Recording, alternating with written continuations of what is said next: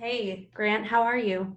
I'm doing well. Just have a busy day today, but I'm excited for this interview.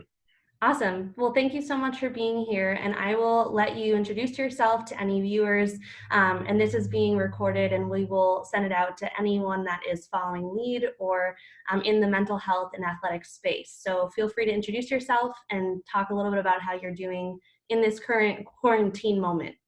Well, I'm Grant Williams from Tennessee. I play for the Boston Celtics. I'm a rookie, so this is actually really new. It's kind of weird to have a quarantine in your rookie season. So first NBA was already new in itself, but now I'm dealing with no basketball for a whole month when our team's supposed to be in the playoffs. So really just in the quarantine, I try to stay active, keep my mind flowing, and make the most out of the time that I have for my family.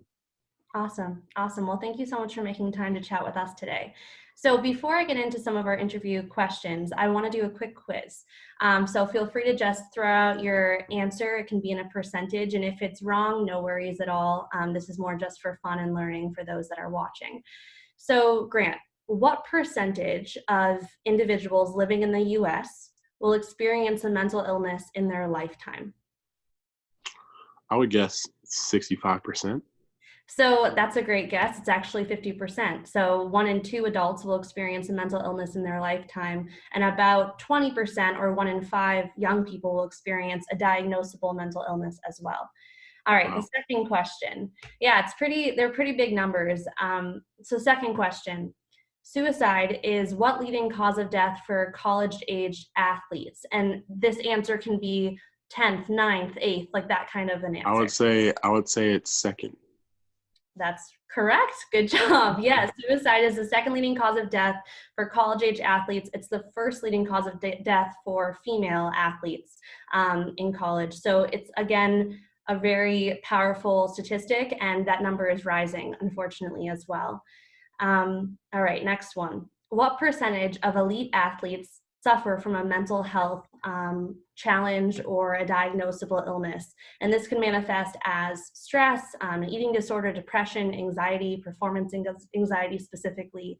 So what percentage of an elite athlete would suffer from a diagnosable mental illness?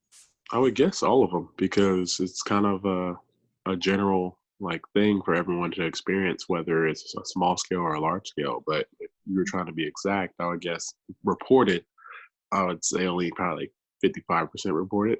Yeah, so great guess again, and a little bit high. So it's 35% that's reported, and that's also diagnosed. And so you made a great point too, because all of these statistics are based on what you know. So they're based on what is reported, what is diagnosed. And for young people specifically, 70% of young people are predicted to not receive any treatment at all, and many are falling under the radar. Okay, so thank you so much for playing along with me for those quick questions. Now I would love to learn a little bit more about you. So I'm going to ask you two categories of questions, first personal and then more about the cause of mental health education or mental health in the athletic world. And so let's start with kind of putting your thinking cap on to back when you were in college in Tennessee. What were your biggest mental or emotional challenges as a Division I athlete at the University of Tennessee?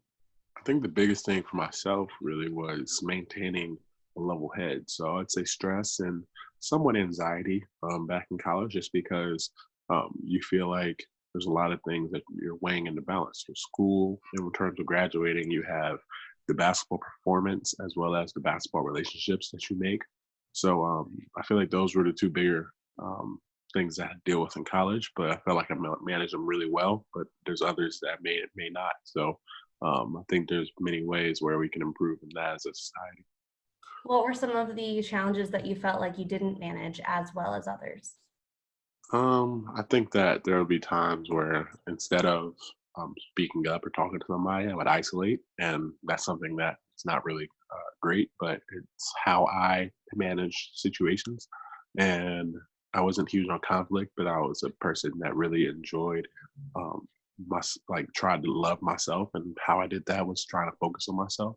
And I feel like that's the um, thing that I used that maybe I've struggled with, but now I look at it and I say that I kind of could have done better. All right, awesome. Well, that's great self-awareness as well. So thank you for sharing that. Now I'd like to ask you, how did in college or currently while on the Celtics, how did or does your mental health affect your performance as an athlete? So specifically related to performance, focus, all of that great stuff. Honestly, I think that when you're an athlete and you're dealing with stress, anxiety, depression, these can trickle down to on the court action. Whether it's through, if you're anxious at home and you're going through something, you might be less conscious on the court to be more aggressive, and you might be kind of hesitant and lacking when you get there. And then the stress can be overwhelming. And then adding the athletic piece to the part, you might end up doing something that you may not should have, or saying something you may not to your coach or to another player or staff. So I think that they all are affected in one way or the other, and the best way that you can resolve that is by taking care of yourself and folks and being mindful of yourself, and always being aware that um, there's something that you need to improve on. And that's kind of how I approach life in terms of mental health and um, understanding. Awesome. And can you recall a game or practice or an experience as an athlete that you think that you didn't perform as well because your mental health was suffering in that moment? Um, there's definitely been times where um, you can go through a certain spell in your life. I remember there was a time where things weren't great at home, especially in high school and college. So like I was definitely weighing on my head, and then there was times where I would disconnect and I wouldn't be performing well. I would go on 4 or 5 game stretch where I wasn't playing well, and some people may think it's a stretch from shooting, and some people will believe that it's because of what was happening in those weeks. And I don't know if they're causation or correlation, but I believe that in those moments, that's when I felt like, when I feel like I'm the most empowered, I feel like I'm playing the best. But when I feel like I'm very down, then it can struggle, or it can be fluctuating in terms of performance. Yeah, no, awesome. And how did the team culture or your support within the team help you in those moments? So maybe a coach that was really a strong source of support for you, or family members or other teammates. How did that kind of support you during those rougher times? I think a lot of times, other like people can weigh on other people, but I was more so weighing on myself. I would focus on myself and um, tell myself things would get better, or tell myself how I could fix things. And I didn't really reach out an outlet to others. However, I feel like my coaching staff back at Tennessee really preached on mental toughness and fortitude. So that whether that was through running yourself dry and making so sure that you're able to perform, or by challenging you with things that you may not really want to be challenged with. So I feel like they prepared me in different type of ways. Like they may not have been the consoling talk to me coaches, but they were the demanding and and aggressive coaches that keep you focused and on the line. Yeah, great. Thank you. And today, as a power forward on the Celtics, what are you doing on a daily basis to proactively promote your mental health? And you can answer this either in normal season or in quarantine life, but what do you do proactively to keep your mental health at a good state?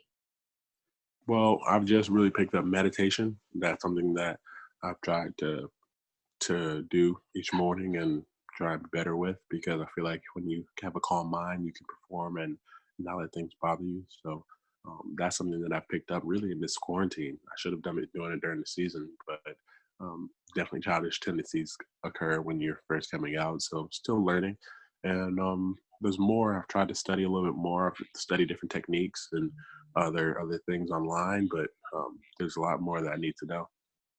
Awesome. And do you have favorite meditations or visualizations or techniques that you could share with younger athletes maybe watching this?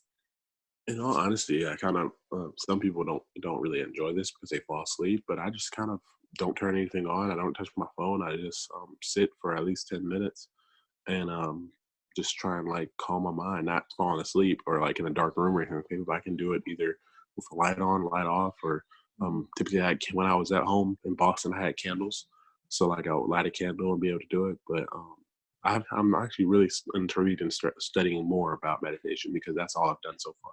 Yeah, no, that's amazing. And there are actually many meditations specific to sports and for athletes on Headspace and on YouTube and tons of great stuff. So I'll share that stuff with you later on as well if you're interested. Okay, next question.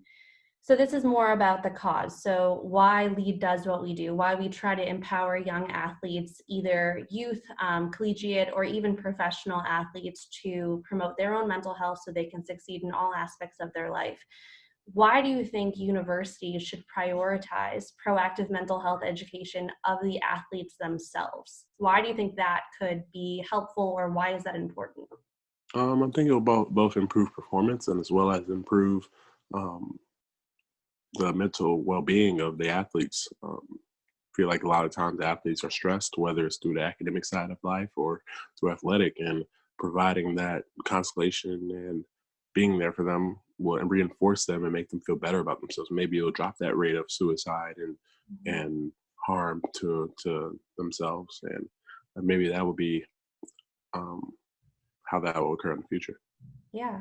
And often when we talk to young athletes, they tell us that if they are having a rough moment or a tough time, a mental health challenge, the first person they want to talk to is a teammate. It's not necessarily the coach or the athletic trainer. So, how would giving athletes and that community the skills to notice these things, connect a teammate to support, how would that maybe build a team culture or foster better growth within a community? Um, I feel like the more connected a team is, the more connected the person is on the team. Feel like it would promote as well as team culture, but also team dynamic that not many teams have. Like some teams are isolated in themselves, and maybe it'll turn teams from being individuals in a team system to a team with a lot of individuals. So maybe that's how it'll translate. And without doing it, we won't really know. Yeah, no, thank you. And so, what advice do you have for college athletes that may be either suffering in silence or struggling with a mental health challenge of any sort? What would you tell them right now as someone that maybe is not able to play the sport that they love or is not able to engage with those teammates that might be their typical support system? I would say, if you can, do your best to reach out and get help. If not, then try and find ways to not only improve your thoughts on yourself, but improve the culture around you. If you can outlet and find things to do, I felt like that was the best way for me. I would always engage in different activities and outlets where I can hopefully be myself, and it reminds you of how goofy or smart or even aggressive you could be at times. So that was always my outlets. And if you don't have those opportunities, I would just say try and meditate. Um, I wouldn't think that meditation, understanding yourself and finding yourself will truly determine your success in the future. Okay, awesome. And final question, do you have any role models in the sports world that are promoting mental health publicly or that are being very honest and authentic about their experiences with mental illness? I would definitely say that I might not have a role model, but I definitely have people that I truly respect. And in those are DeMar DeRozan and Kevin Love, the two that really led the movement and um, have really been active about mental health and promoting it, as well as even Royce White, a person who um, in the league came in, and I remember reading his story and seeing how he is so aware of himself and understanding his mental health issue. I kind of realized that those are three powerful men and people that I really respect. Awesome. Well, thank you so much. I really, really appreciate your time, and I'm sure many athletes watching appreciate your insight as someone new to the professional league and someone that is killing it in many aspects of their life. So, thank you so much, Grant, and let us know if we can support you in any way moving forward. I will. Thank you so much.